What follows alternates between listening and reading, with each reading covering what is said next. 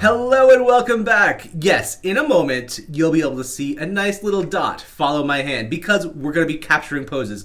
In fact, we already are capturing poses using TensorFlow.js. Let me show you where we're at right now. We're almost there. We're almost at something awesome. So I'm going to npm run serve on our component just to showcase these demos. We have a few component demos because we have a few components. So we have hand pose detection, we have face landmark detection, body pics, pose detection, and we have a couple of ones we don't really care about, but it's nice to have them available so we can kind of debug them while we're developing, which is the video pose element and the video element. These don't actually track poses, they're just there to play back video and offer the ability to track poses. So let's load up this pose detection demo and see where we're at. In fact, I'm going to turn on my live camera feed right here because before we were just using sample MP4s. That's not as exciting. This is more exciting right here. So let's open up the console. Look at all these pose detection keyframes we're generating right away. You can see that if we look at the keyframes, we have a bunch of points. It's tracking a whole bunch of points on my body. Like the nose. The nose is a good one. It can tell me with 99% confidence that it can see my nose. But if you go down below, look at this. Left heel, it's not even in the shot. So there is a very low confidence that it can track my left heel right now. When we do look at my nose right here, we're tracking a position. This 0.5 means my nose is right in the middle of the frame between 0 and 1. 0 being the very left-hand side and 1 being the very right-hand side. So we're doing these not in pixel values, but percentages. That way we can scale up however much we want. And because we're recording the aspect ratio of the original frame, we can always scale these things up in the correct aspect ratio and not have weird stretchy issues when we're trying to play these back. So because this console is not very exciting, we're just getting data here and reading the data. It's not as impactful. What I want to see is, I want to see a red dot on my nose right there. And, you know, just all the points that were being tracked all over my body, and on my face and on my hands, because all of these demos are now available to us. We just need a way to visualize these points. So let's get started with that. So to do this, I'm going to jump right in my source folder. Again, we're using TypeScript and I'm heavy on the object-oriented programming in this one. So what we're going to do is make an abstract interface. I'll explain it as we look at the code. I'm going to paste it in right now. We're making an abstract visualizer. Here we go. We're adding that in. It just has a couple methods though. We have clear and we have draw. So what I'm doing with this abstract class here, and abstract means nothing in the JavaScript world. It's a total TypeScript thing, but I'm creating a hypothetical class that says, if you're making a class to visualize points, it's got to have a couple methods. It's got to have one method to clear all the points, clear that visualization, and it's got to have another method to draw those points, to visualize those points. And it's going to take a keyframe parameter, and it's going to take a bounds parameter just to know where the framing of the pose capture is. So the reason I created this abstract pose visualizer is much like the playback controls we did on the video. Those playback controls are pretty custom. I expect that if people grab this component, they might not like the look of the playback controls I'm using.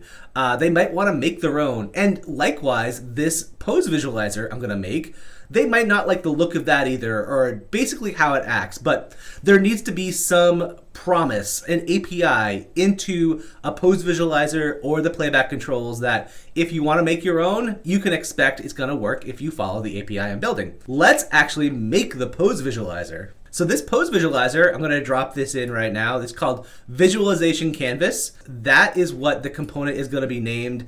I am not being very creative with these names, but again, because I want people to come along and make their own customized versions of these, I feel like this is going to be throwaway. So we're doing a visualization canvas component. As our abstract visualizer promises, we have a clear method, and what this clear method does, it just clears the rectangle of the canvas. We're using a 2D canvas on this, and we're overlaying it over the video.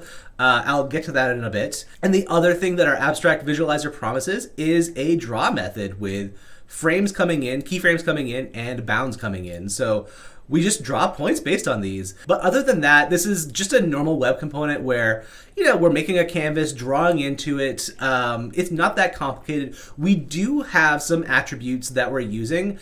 We can control the dot size, the dot color, the dot back color.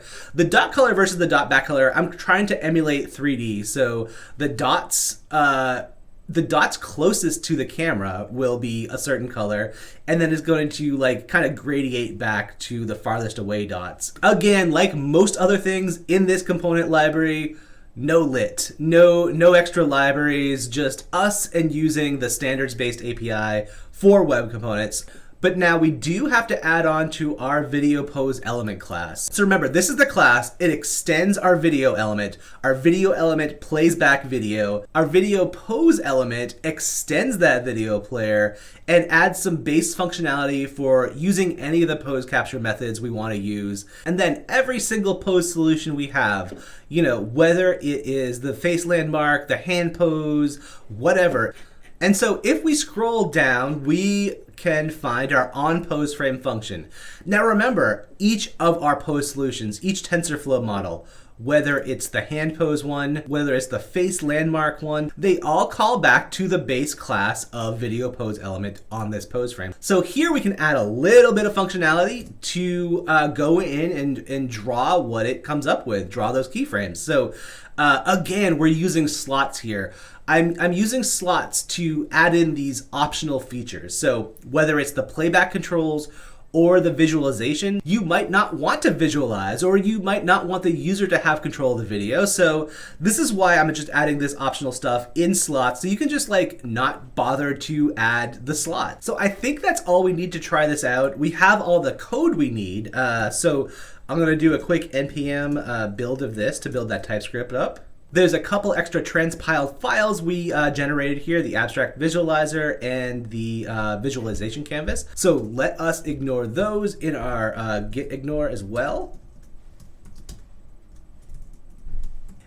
And so now I think it's finally time to try out some visualization in our demos. So let's go right to pose detection video. I'm going to import this new component we just made, which is our visualization canvas. And like I said, we're using this visualization canvas as a slot. We can use it or not use it, whatever we want to do. So let's try that. And here we go. We're going to do a run serve, load up our demo page, and we're going to use the pose detection demo. I'll flip it over to the camera now. And look at this, we have the points. So it knows exactly where my shoulders are, knows where my face is here. But given this is such a close-up shot, let's add on the same thing to the face landmark demo. So we'll go in here, add this component. Of course, we need to import it as well. So let's try this.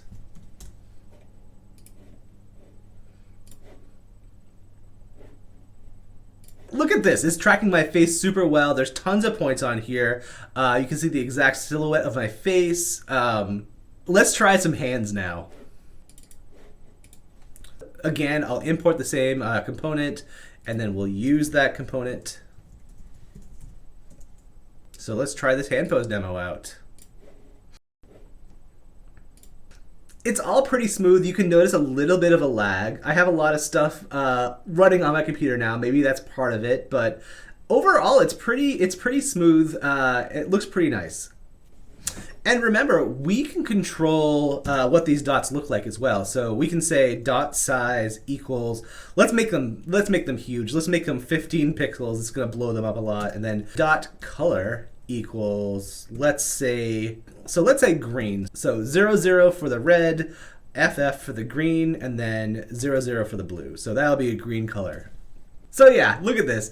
The dots are they're tracking well, but they're so big they're obscuring my face, which is fine, but it kind of brings up the point, like what if these weren't dots? What if these were image assets that we could use to control with our body? So that would be pretty exciting, but for now, we're just visualizing the dots. This is what we set out to do. We set out to build a TensorFlow.js component that tracks points on your body and then some stuff that visualizes it. So this is what I wanted, but look at this down here. We have some recording buttons, and we can record these points. So what I want to do right now is I want to add a little bit to our demo to be able to record and download the entire JSON of our recorded points. So let's try recording in our pose detection video demo. What we're going to do is we're going to add an event listener for end recording.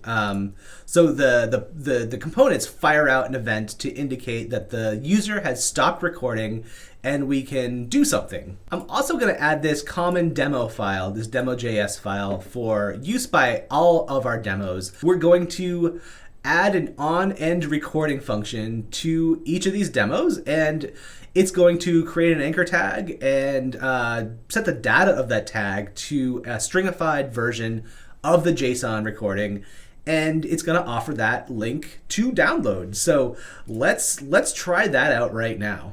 And before we forget, we do have to actually load that script. So now we should be ready to go. So let's load this demo, the pose detection demo. And I am going to flip over to my camera and record my body. So here we go. You can see the seconds ticking down here in live record mode. So I'll stop around now. And here we go. We have a recording to download. So let's download that and see what happens. Yes, it is something called pose detection. And I think I gave it a timestamp as well. I'll just load that into my IDE here. So yeah, we have a lot of points here. We could probably whittle this down by doing some normalization or some filtering on these points. But look at that. We have a JSON file full of recorded points. But the problem again is, like looking at all these keyframe events, all this positional data in our console, it's hard to imagine what this actually looks like. We need to see it visualized. So I think this is the next thing we need to do. Use this data and be able to just play it back. We're not playing back video, we're not pose capturing, we're just playing back a JSON file of pre-recorded pose positions. Now, this is going to be an easy component to build because we have a great head start. Remember, we have this huge object-oriented chain of components we have. Let's go back to the first one, this base player. Now, this base player, it's never intended to be used, but what we do is extend it to create our video element here. Our video element actually plays back video, but the base player has some common functionality that we established, like pause, play, all that good stuff, that kind of acts like a video player would, but doesn't go as far as to introduce video. This is what we're going to use to base our pose player on. This is going to play back our JSON recordings. So I think this is the final component we're adding. We have enough components in this component set. I think we're good. This is the pose player component, again, based on the base player. And what this does is, well, you give it a recording, set the recording, load the pose data, and what it does is it acts like a video player. It'll play back the pose recording just like a video player would. You can give it all the same video playback controls as you would the video player because they're kind of based on the same hierarchy of classes here. Now, one of the cool things I added in that goes beyond pose playing, because I feel like these poses have to be matched up with a soundtrack if you want them to be, because it's so much more effective watching motion against the sound that pairs with it. So if there is audio in that JSON file, if there's that audio data blob, we're going to play that back alongside the captured pose keyframes. So given that it's our final TypeScript file that we're adding here, let's give it one more run build and transpile to JavaScript. And we do have that extra pose player at the root of our project, so let us do one last git ignore as well on that. Pose player. And then hop over to our index.html and add that pose player demo link. And then I'm going to add one more demo file in our dev folder to demo this new pose player component. And this demo is the same type of demo as every other demo we have in this project. We're importing the components, we're importing the playback controls, we're importing the visualization. If we didn't have visualization here, there's no way you could see it. We're just playing back keyframes, so the keyframes would go nowhere. But the rest is largely the same, except I did add this picker right here. You can choose from some sample JSON files to play back. So I'm gonna add those sample assets that I already recorded into this sample assets folder right here, and we can see this pose player in action. I did add some extra sample videos here so you can focus on the face, the hands, your body, all in separate videos to really showcase this when you git clone this repo. I hate the fact that I'm adding video to this repo. It seems wrong to add it to GitHub, but I'm not sure how else to do this. But yes, we have all the samples we need, so I think we're ready to try some of this pose playback. And here's our pose player right here. And the first thing in the menu is this body pics demo. Let's actually use the pose detection demo. Like I said, body pics is more meant for segmentation. So the pose detection seems a little more accurate, and the demo is just all that much more impressive. Look at how much you can infer just by the motion of these points happening. You can kind of imagine the body and the motion behind it just by looking at this pose capture. Yeah, the Obama administration, I'm gonna try some jokes. Recently set aside over 120 million acres of... What the heck?